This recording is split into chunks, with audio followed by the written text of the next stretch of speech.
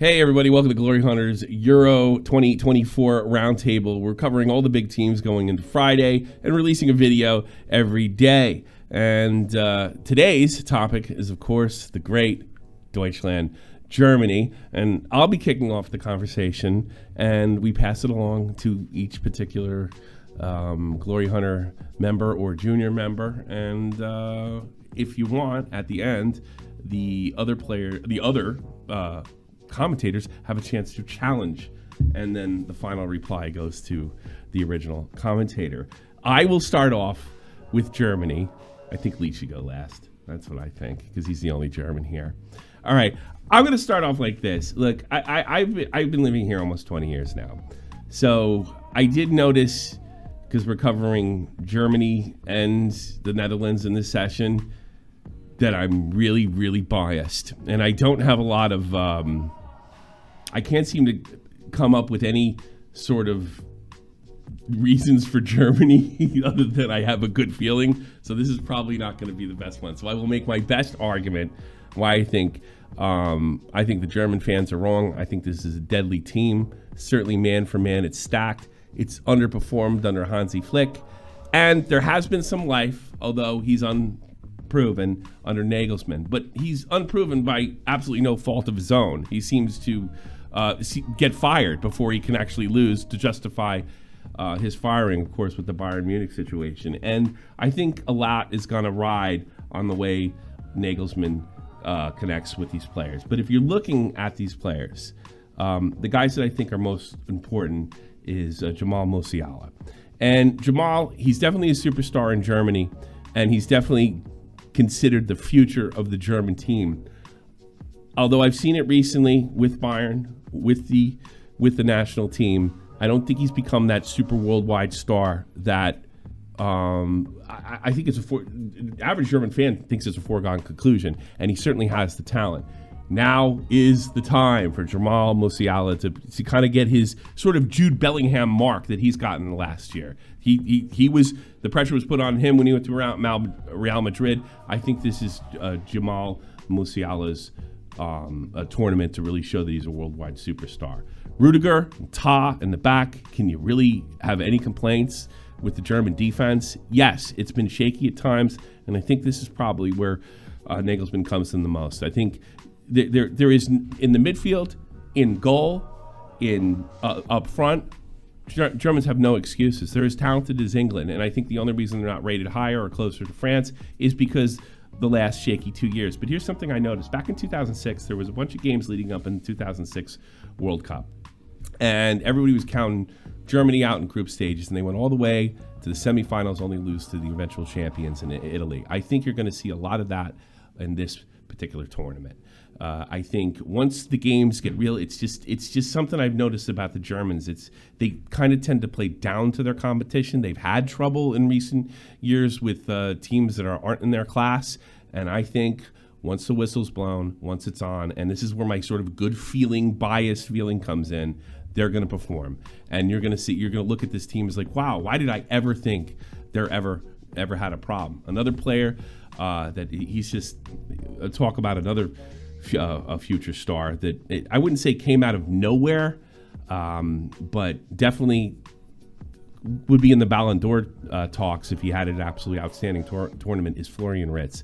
I've never seen a player like Florian Wirtz for the Germans. He's cocky, he's confident, and I think with the younger players, you always worry about how they're going to deal with the pressure. I have no worries at all about Florian Wirtz in a clutch situation. I've seen this guy come off the bench for Xabi Alonso and act like it's no big deal. He's almost like he's a relief pitcher in baseball and close it out. I have no issues at all with those guys. The forwards are somewhat of a weak spot, but they're not exactly slouches. I think the big danger for other teams is not to take a guy like Nicholas Füllkrug seriously. Just because he looks like an ultra doesn't mean he can't put it in the back of the net. He's an extremely dangerous player that is underestimated and sometimes left open a lot and unguarded. I don't know what it is. Maybe it's a psychological thing. But the The other guy next to him, to kind of prove me wrong about the weaknesses former, is Sane. Sane is a guy that has world-class talent. The only problem is he is kind of up and down. You never know what kind of Sane you're going to get. And if Sane's on his game, I think he's one of the best players in the world. But he goes from 10 to 1 all the time. If those guys can click, and I believe that they can, and I have no reason to believe that they can, because, again, Nagelsmann's an unproven guy. We haven't really seen his tactics in a high-pressure game since he was fired from Bayern. And do remember, he was fighting for the league. Bayern would eventually go on to win the league, but he was unceremoniously fired, so we didn't get a chance to see if he was going to blow it or not. I think a lot more pressure is on Nagelsmann than maybe he even thinks. Certainly he's going to be able to get a job after this. But if he's able to really straighten out this team, organize them, all the chips are there. Every bit as much as France, every bit as much as England. And I think this team probably won't win it. Wouldn't surprise if I saw them in the finals. It wouldn't shock me at all. But I think we see a very good semifinal exit. And I think that'll satisfy German fans, because it's a lot better than they've been doing since the end of the 2014 World Cup. And that's my story. Bring on the challenges. Anybody? I'd challenge your claims on the strikers. Okay, let's go. Challenge your claims on the strikers. So, just looking at the numbers here, I mean, the strikers you've brought, they've been doing great this season anyways. I mean, you got Max Bayer, he's only 21, he's scored like 16 goals for Hoffenheim. Yeah. Pretty good. You got Deniz and Dav for Stuttgart, he scored 19. And these guys have scored, like, the one out of these strikers this season, the person who scored the least has been Niklas Füllkrug, but let's not forget, in his first 15 appearances for Germany, he scored 11 goals. So, like, the goals are there. They just need to make it work. And with the guys behind him, like you say, you've got Florian Wirtz, he's got 18 goals, 20 assists. Musiala, Sane, the service is there.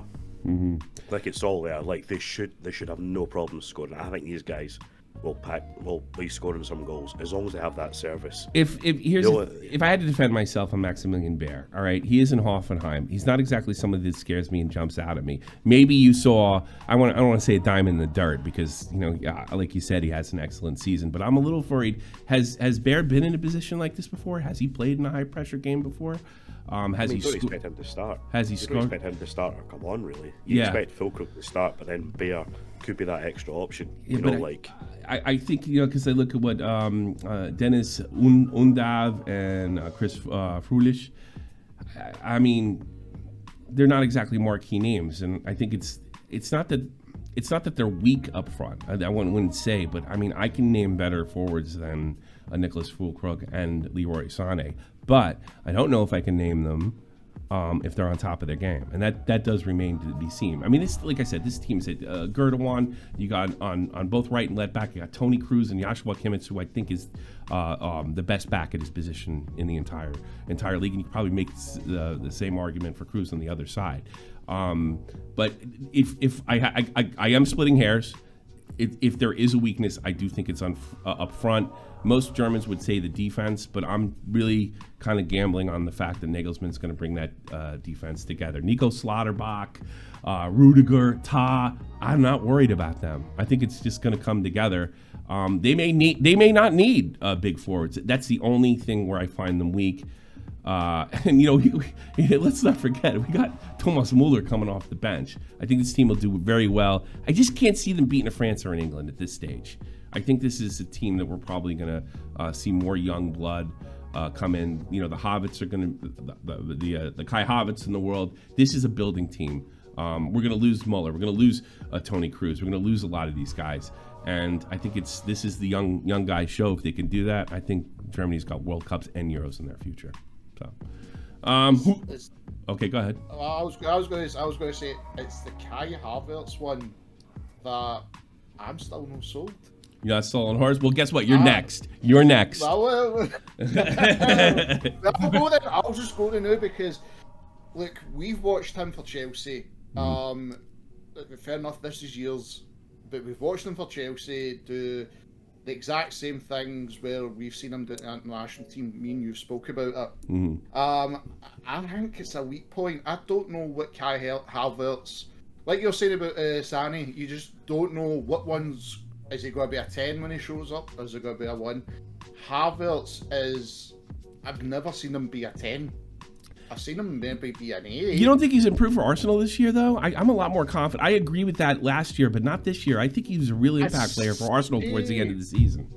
Towards the end of the season, I'd say he's more in that 8 region, where it's like, right, okay, right, he's doing more. Where at the start, it was like, it's the same old Kai Havertz again. It's like, do you know what I mean? And that's where I'm still no sold. If he's going to do it in the big stage now, like you said, towards the end for Arsenal, Arsenal just needed a wee bit more luck, considering with some of the games and some things going against Man City. But Kai Havertz, if he shows up in the big stage in the Euros, I think this will help with the forwards for Germany. I'm kind of in the same boat with you. I think defensive-wise, there's talent there. I think under Flick, there was just, I don't know what happened. It was like, I think we were talking about it back in Qatar, it was like the old regime of the way of doing things just wasn't clicking with these players. And I think with Nagelsmann, I think I'm pronouncing Nagelsmann, right? Yeah. We've seen how he was like for Bayern, and he was solid for Bayern. Yeah, he was.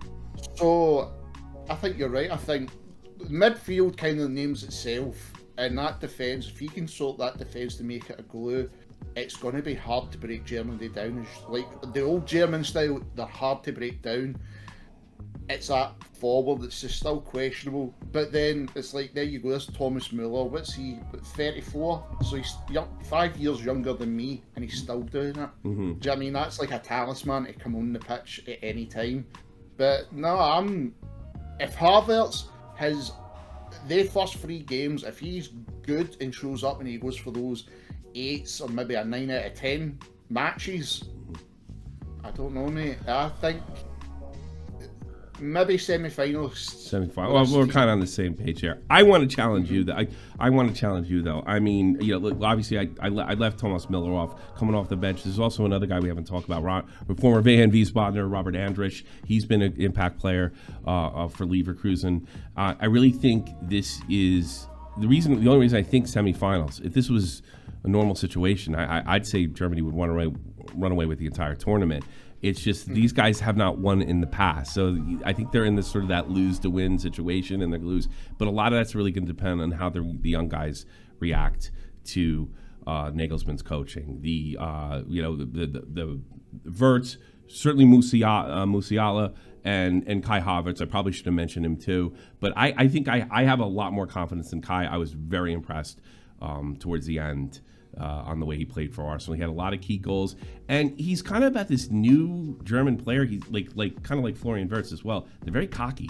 Usually, you think of Germans, you think of Klinsmann and Waller and stuff like that, and they're very well behaved. These guys aren't well behaved. They're a little. They got a little more pep in their step.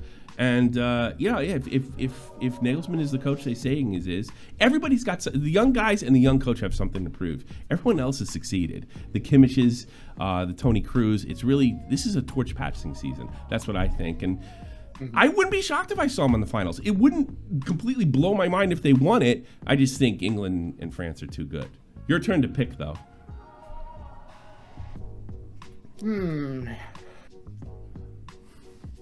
Nick, what do you think?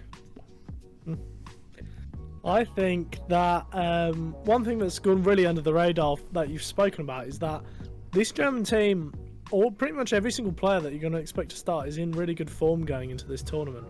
I think we've obviously spoke a bit about Kai Havertz. Second half of the season, he was phenomenal for Arsenal, probably their most important player. I would agree. For the second half of the season. You got Florian Wirtz, one of the best players in Europe at the moment. Musiala in fantastic form. Andrich is probably going to be playing in midfield with Cruz, who, Andrich just fresh off of winning the league with Bayer Leverkusen. We all know how amazing their season has been. Bruce has been one of the best players in Europe this season, just winning the Champions League and La Liga. You've got the defenders there in Rudiger, Tar. Mittelstadt's had a really fantastic season for Stuttgart, finishing second in the Bundesliga. And so I think their team is in such phenomenal form going into this tournament. I think that's really going to work in their favour. And also, Julian Nagelsmann is probably the best coach at the tournament at the moment. When you look at everyone who's coaching each team in this tournament, Nagelsmann, he's probably going to get one of the best jobs in Europe when he leaves Germany. I don't think you can say that for a single other manager in the tournament. Maybe Southgate gets United because they always make terrible decisions and that will go terribly. But, you know, Nagelsmann is, at least at a club level, Nagelsmann is the best coach in this tournament. And so that's really going to push Germany forward, where they have a fantastic side in really good form and the best coach in the tournament. I think, honestly, for me, they're my favourites for the tournament. I think they're going to win it. I think on home turf, they've got everything going in their way to win it. I think, you know, Tommy, you mentioned about you don't know if they could beat a France or an England. They beat France in games leading up to this tournament. And it was pretty much a full-strength France against the full-strength Germany. They won 2-0. So I think Germany is the most, like, anyone's favourite. But I think for me, with the player form combined with the coach and the fact it's at their own turf, I think Germany are the ones to watch out for me in this tournament. The only thing I want to challenge you on is strangely enough, I like Nagelsmann too, don't get me wrong, but I still think he's unproven. Is he, I don't know, is he a better coach than Deschamps? Really? I mean, he has the more potential than Deschamps. I'm coming to the end of his career. Nagelsmann's a new guy. I'm a little, he's unproven by no fault of his own. You seem to be a little more confident than I am with him, but I wouldn't be shocked if you're correct. I think it's more, after this tournament's over, Germany wins or runs really deep, then we can say he's the best coach in the tournament, because, you know, we got a guy with Didier Deschamps that's if he wins this, he'll have a World Cup and a Euro, one of the few active coaches that has something like that.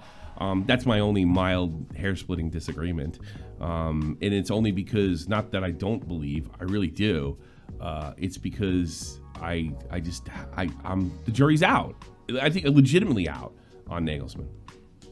Who's next? Yeah. Sorry, I just quick want to say, sure. I think you make a really fair point on Deschamps there. I think because obviously international football is certainly a different ball game to club football, and Deschamps certainly has shown that he's really good at international management. And so I think that's a very fair point. But I think as far as tactics go, Deschamps is a bit old school compared to Nagelsmann. And I think I could see Nagelsmann's newer way of thinking sort of overcoming Deschamps potentially in a game. I would agree with you on that. I'm very much pro younger. I think you've been very fair on Deschamps being the more experienced. I think that certainly is a very good point to bring up. Yeah, and the thing is, I'm all for giving these new guys a chance. I don't think it's a bad deal that the German-American kid just went to, he's going to be coach at Brighton next year, it's looking like. I'm all about giving the sort of new wave football managers guys a shot, younger guys a shot. I just do think they are unproven, and certainly at least one of them that's going to come out of this and prove themselves. Your turn to pick. I'd like to hear from the Irishman, Mr. Orson Welles. Hello, gentlemen. How is everybody? You gonna be able to say the names? I don't You'll say them better so. than me. There is one name I recognise as Jonathan Tah, and I know Jonathan Tah because there was a Football Manager game where he was tagged as a wonder kid. This is when he was 16 years old. And everybody in the forums would say, whatever you do, buy Jonathan Tah in your defence, because he'll turn into a top-class defender. And it seems to be the case, because he's had an amazing season with Bayer Leverkusen. No, absolutely. And absolute given to start the team. Now, the group they have is Germany, Scotland, Hungary, and Switzerland. That's a tough group. That's not an easy group. All those teams can play football. So, and I'm going to throw the cat amongst the pigeons here. I'm going to go back a few years ago, and I remember watching Germany against Japan, and Japan played them off the field. And I'm wondering which Germany will show up. Will it be the one who played Japan, or will it be this these new kids on the block who Tommy says has pep in their step? it'd be interesting to see, because if they don't get off to a good start, like they did in the World Cup, it could be over before it begins for them. Am I being too controversial in No, saying that? I wonder? No, absolutely. They're beating Scotland. They're beating Scotland. I'm just going to come out right and say it. You look at the way Scotland play, right? Germany's got strikers. Scotland don't. And it's very an old school way Scotland play, where it's to a degree anti-football. They done good against Spain at Hampden, and they done, like, I'll give them credit, they done well getting to where they are. But I think what the difference is going to be, I think, and this is probably the best thing for Germany, is having in that opening game.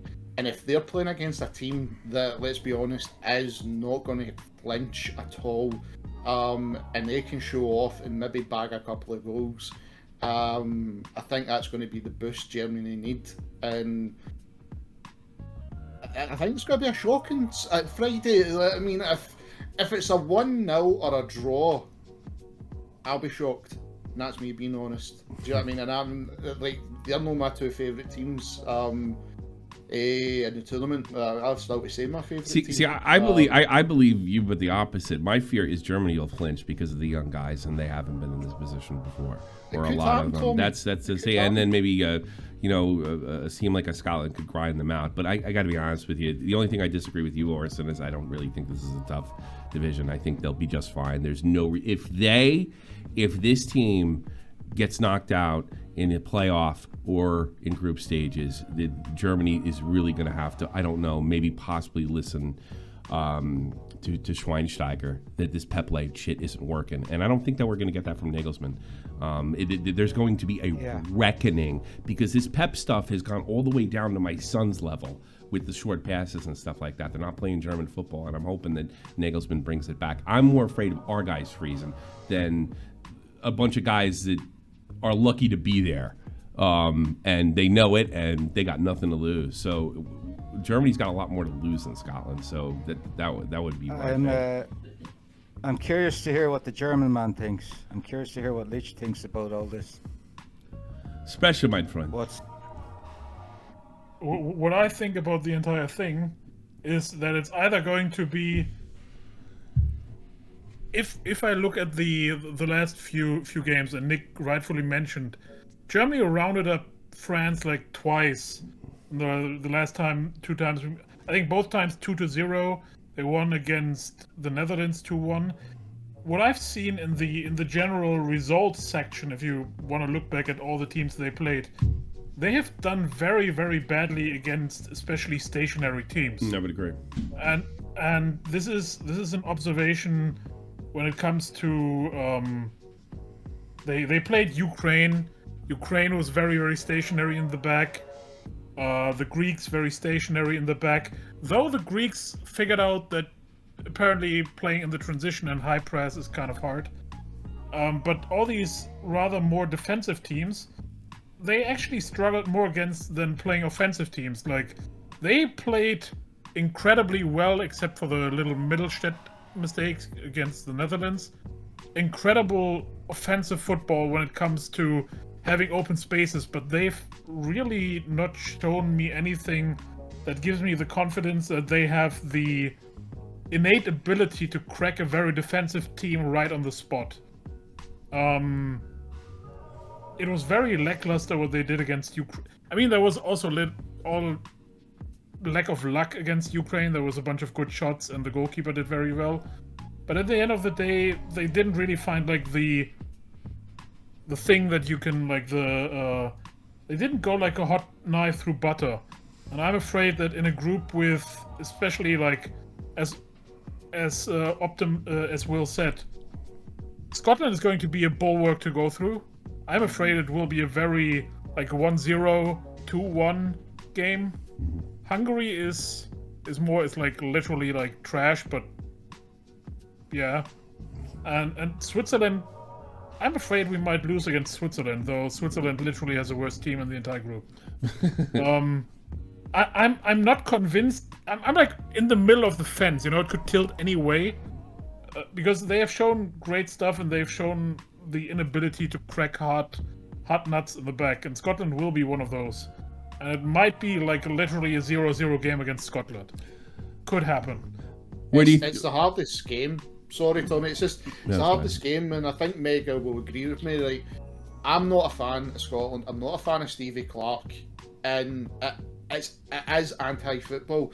But then at the same time, I go back to, I know I'm going to club level here, but that's how Rangers won leagues. Yeah, who cares if it works? You know, I mean, if it That's works. it. Wallace it Smith works- in the Europa Aye, League. and this is the thing. Yeah, If see if Germany can put two past Scotland, who will sit at the back. If Scotland come out playing football, then we're in for some game against Germany. Because then I think, right, okay, we need to see how this young German side is going to adapt. Because if that's Scotland, what's going to happen if England come out on the trap, or France if they go further in the tournament? It's I think for the first time you've got to look at it and go, this is a German team where you don't know where they're going to be, but I think they're going to go. I think they'll go far, but it's an unpredictable German team. Whereas like in the past, you could put a wee safe bet on it and go, quarterfinals. It's Germany, quarterfinals, maybe finals. I got This one. Yeah.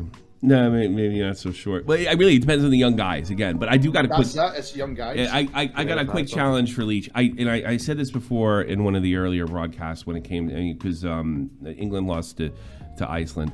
I think that the media and maybe us as fans put way too much value on these friendlies. Way too much values. And when I'm hearkening back. I said at the beginning of my monologue. Germany had nothing but struggles going into the 2006 World Cup, and that was really the first building block towards 2014. So I think even in England's case, and maybe in your, like, who cares if they lost to Ukraine? The whistle blows. It's high level football. That's just a friendly. I don't think any of that. I think there's enough problems with, which I think was like the best point you made with these sort of stationary or teams that park the bus. Problems to worry about Ukraine and any kind of result. But I do think it's a really good point. Like, yeah, when they play a high-powered team, they're playing better. When they play a team like a Scotland or a Switzerland or even Hungary for that matter, which is, now I'm starting to think about it now. Maybe they're like in the worst group for your style, because I think that's a really good point. Because all three of those teams are going to try to grind it. Is grind them to a halt, and it really depends on how they respond to it that they go for. But that's the only disagreement I have with you. I think we put way too much value on what I would consider preseason games. Mega boo.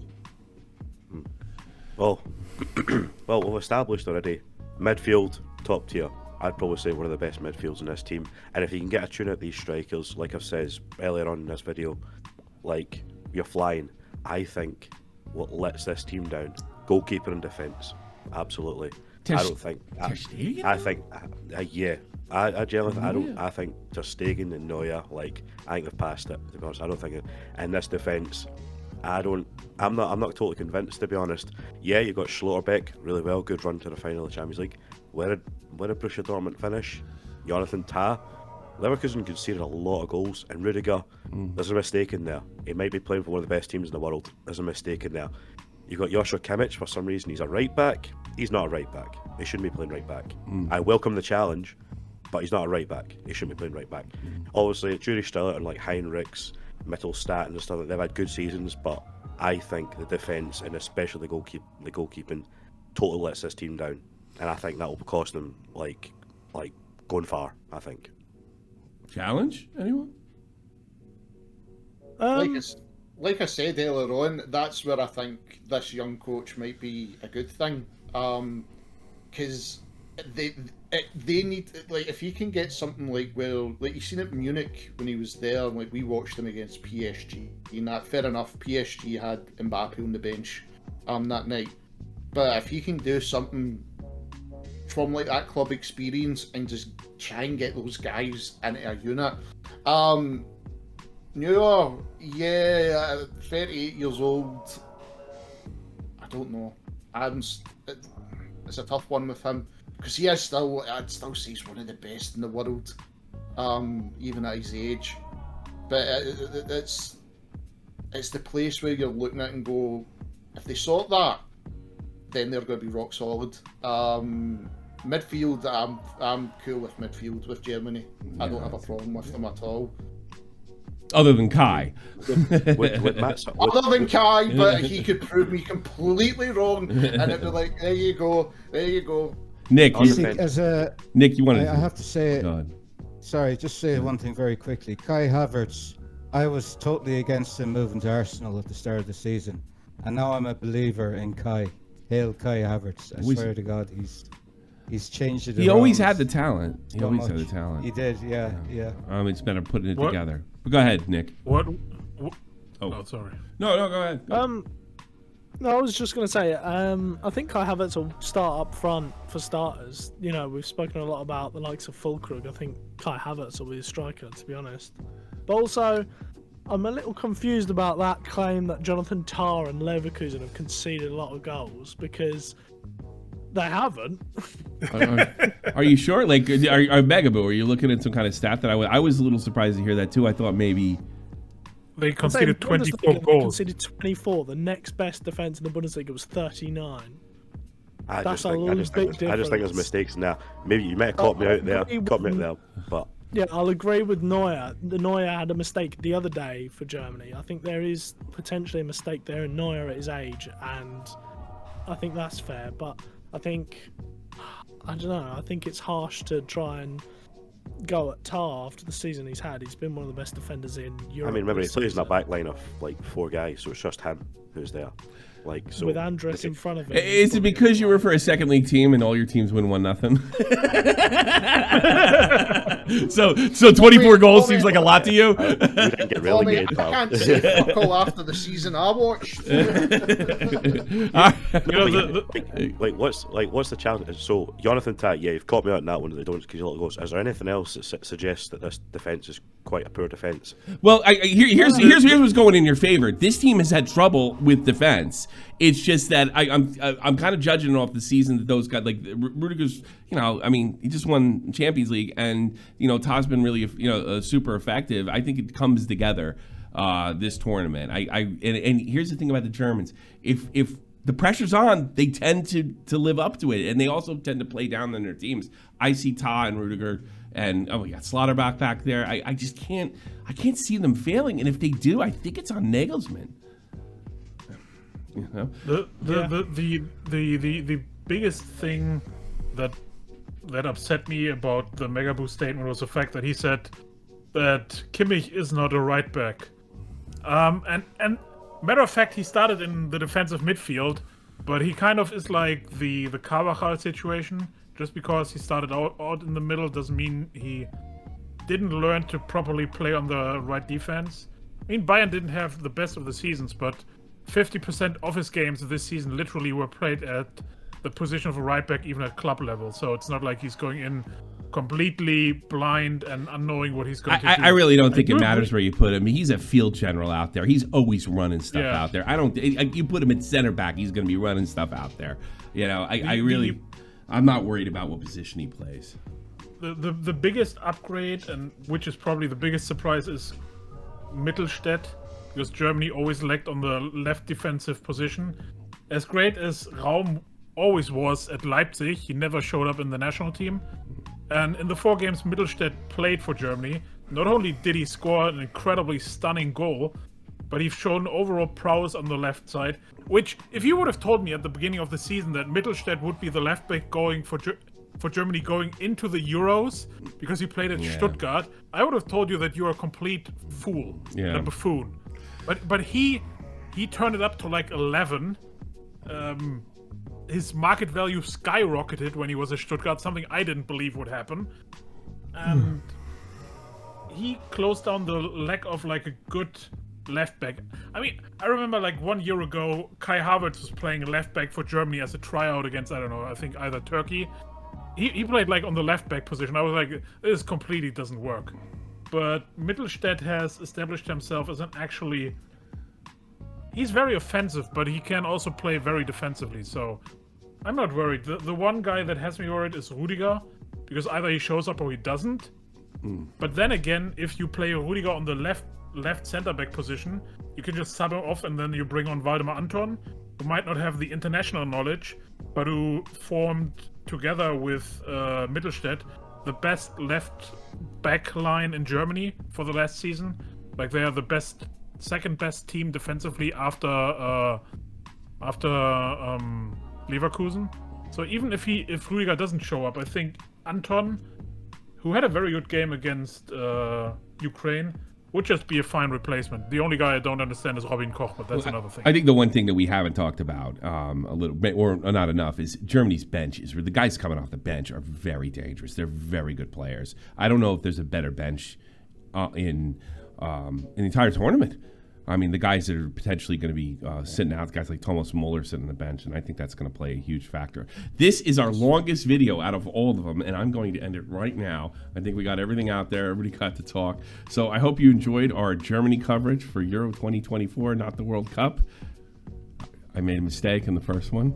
And we'll see you next one. Take care. Bye-bye.